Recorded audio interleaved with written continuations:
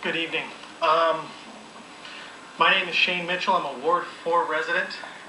I'm originally from Leamington, and Windsor transplant, and I moved to the city because I love the county, if that makes any sense.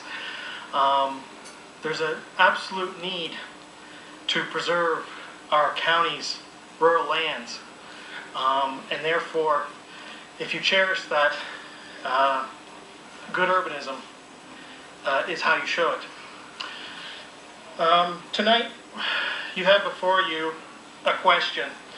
Should the citizens of Windsor pay into a tax levy to support the mega hospital plan? A plan which includes the demolition of 2 full-service hospitals within the heart of our city and the construction of a new single-site acute care center at the edge of town, leaving behind limited services in the form of an urgent care center with limited hours and a mental health care center. Should we support this plan financially as it currently stands? Absolutely not. Now, this does not mean we shouldn't support investment in local health care.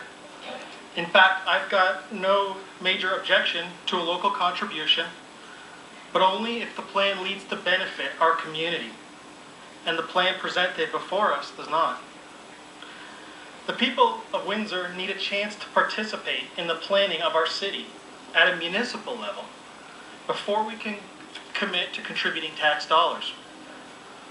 The group of citizens known as CAMP have been trying to engage this discussion about the importance of focusing civic investment in environmentally, socially, and fiscally responsible fashion for over 3 years now. And despite a number of presentations by the Windsor Regional Hospital Group, the concerns have fallen upon deaf ears. And what we have learned is that this plan is designed to favor the P3 development model, as others have discussed tonight. But the plan does not focus on building a hospital with contemporary urban planning principles in mind, and therefore requires further discussion before Windsor residents should be asked to contribute financially. So we ask the question, should we contribute local tax dollars? To better understand why this plan does not have our interests at heart, to better understand why we should defer the decision, we need to look at what this project could be. Let's look at cities like Buffalo, New York, Detroit, Michigan, Hamilton, Ontario, and Cleveland, Ohio.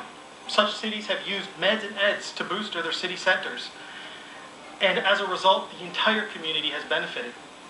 Buffalo, for example, has quite a bit in common with Windsor, a Rust Belt city that seems to continually lose the fight for urban health and vibrancy with its suburban counterparts.